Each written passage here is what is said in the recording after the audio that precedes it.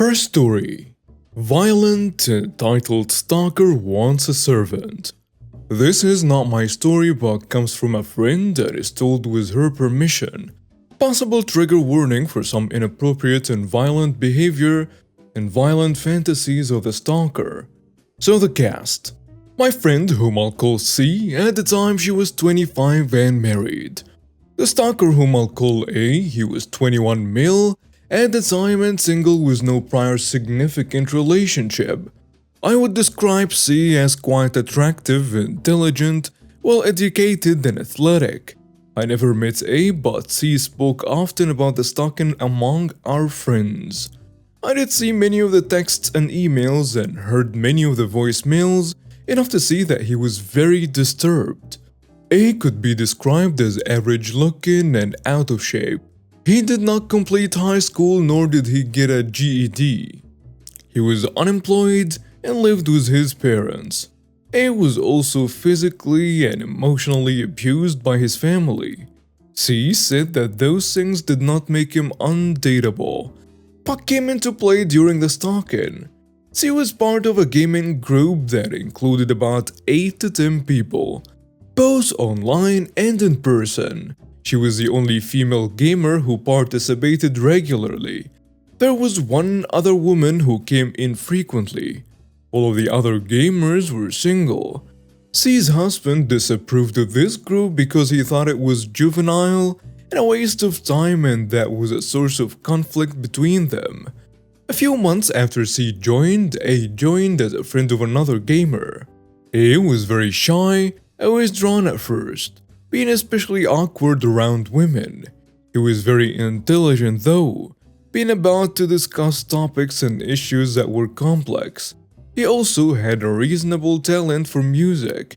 She would be the first to admit that she is a sucker for hard luck cases, and she made a lot of effort to befriend him and get him to come out of his shell. She advocated for him to obtain his GED and to start to find a job so that he could support himself or help his family. She would often treat him to food and give him suggestions about entertainment. There were times when C would be the center of attention, where the guys were vying for her to notice them. Jealousy would occasionally become an issue as two guys would disrupt the gaming because they wanted more of her time. She works as a pilot in a male-dominated field, and she can tell and endure wacky jokes with the best of them. And that was often interpreted as flirty behavior. Elsie will also be the first to admit that she can be flirty. It was about that time A began to attach himself to her. A became increasingly demanding of her time and attention. C described it as a black hole. No amount of attention or time was enough. He became increasingly jealous of any interaction that she had with another man. At first it was huffy, passive-aggressive behavior and comments, and disrupting the gaming, but developed into full-on rage. His personality became increasingly fluid, moving from shy and withdrawn to arrogant and overbearing very quickly. He became so disruptive that the gaming group soon fractured into smaller groups, with some people quitting outright. C and I have some academic background in psychology, but we thought that his behavior was consistent with borderline and narcissistic personality disorder. A demanded that C join his group, which she did. C then drove off any other guy, and it was only the two of them for a while. He would call or text C at all hours of the night. C indulged him. At first, she admits this was a huge mistake and that caused conflict with her husband. A used that to try and drive a wedge between C and her husband, and A began referring to C as his girlfriend. A then revealed his feelings for C and said some horrifying things. A had some strange racial fixation that I won't detail here. These were things he was obsessed with the entire time of their friendship and the subsequent stalking period. He also revealed some disturbingly violent fantasies about C that he had. A had a plan for their affair where she would support him financially, emotionally, and physically. doing all of the work around the house and helping A's family while he would play some guitar music and write songs.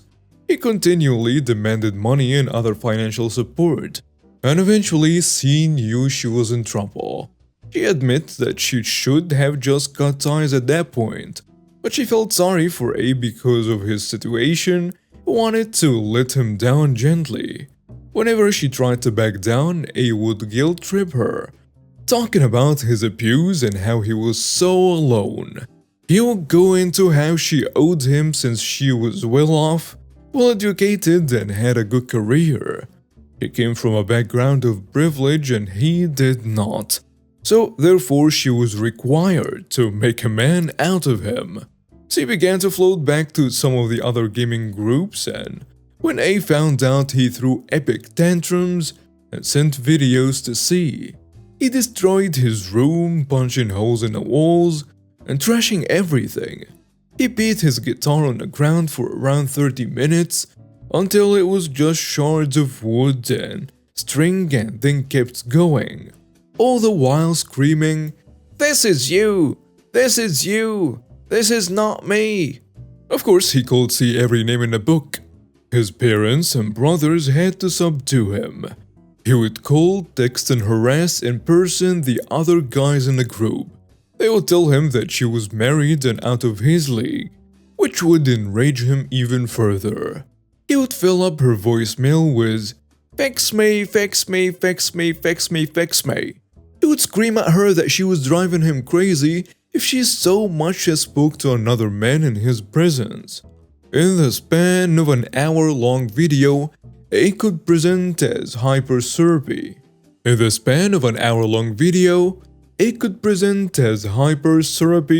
Spouting bad love poetry and talking about his future with C. Too upset and arrogant, saying he was better and smarter than everyone. Too screaming rage, too uncontrollable sobbing, too shy and withdrawn. She would go from the most wonderful and beautiful person in the world to the spawn of the devil and back in a short time.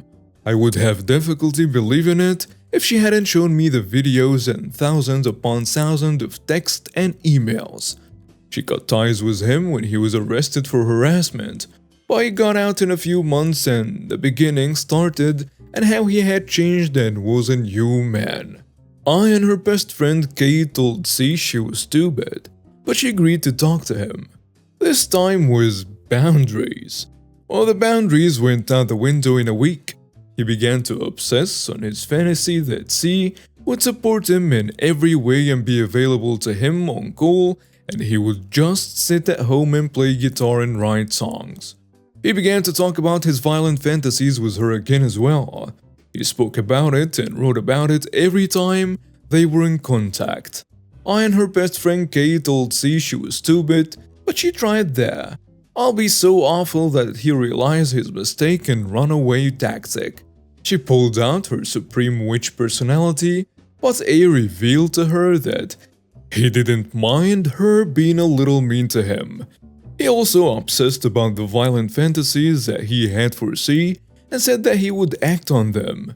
She immediately blocked him, but he found ways around that and it became like whack-a-mole.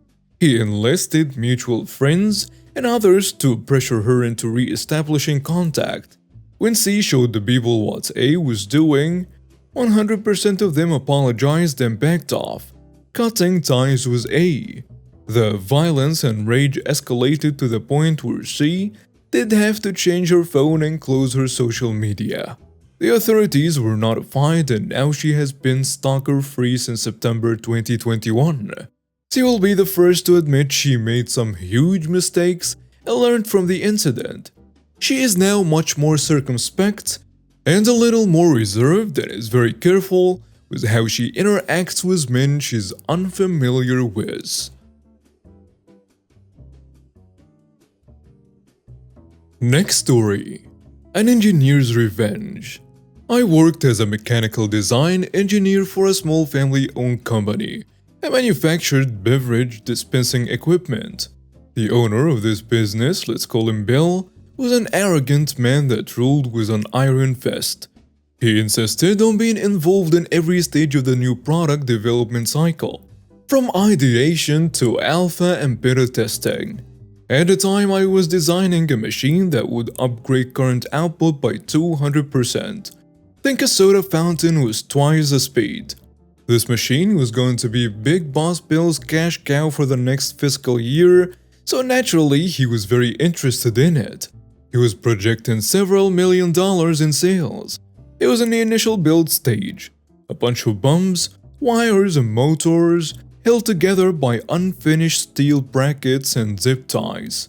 Apart from the final release look, he would often show up to my workstation with no PPE, asking questions like, "Is this done yet?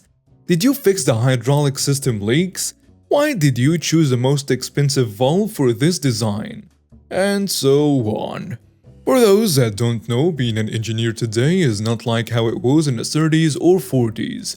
Many think we're like Howard Hughes, going to fancy parties and inventing cool gadgets and swimming in dollars. Many think we're like Howard Hughes, going to fancy parties and inventing cool gadgets and swimming in money. Far from that, we get a PC and an assembly station to build our prototypes, getting our hands dirty like the rest of them, all while making just a little bit more than the average college grad. We need our space to ourselves to do our job. Having someone mess with your tools/projects hinders our work and creates obstacles in progress. If this someone happens to be the nosy owner of the company, your job gets 10 times more stressful. Big Boss Bill would come look at my unfinished project every Friday while I was away at lunch and play with wires, move tubes, abort test runs, and critique every aspect of it.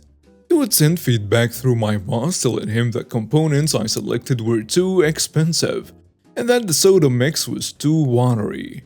The alpha prototype was more than a year away and he was complaining that things weren't done yet. It's like telling the baker the cake tastes funny after tasting the uncooked dough. Bill was just unbelievable.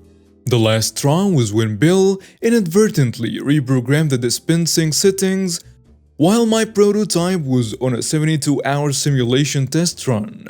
I talked to my boss 3 levels below Big Bill to please tell him to stop interfering with my work, but everyone knew it was Bill's company, and he owned everything in it. His dad left him in charge, and he would do as he pleased with everyone's work. I had enough of Bill playing with my work and delaying it. One Friday, I decided to set up my machine a little differently, knowing he was going to fiddle around. I punched up the juice in the pressure regulator, loaded a sour mix of coffee and soda in the cartridge, and reprogrammed the user interface with a big shiny button that read, "Slow serve, 12 ounces."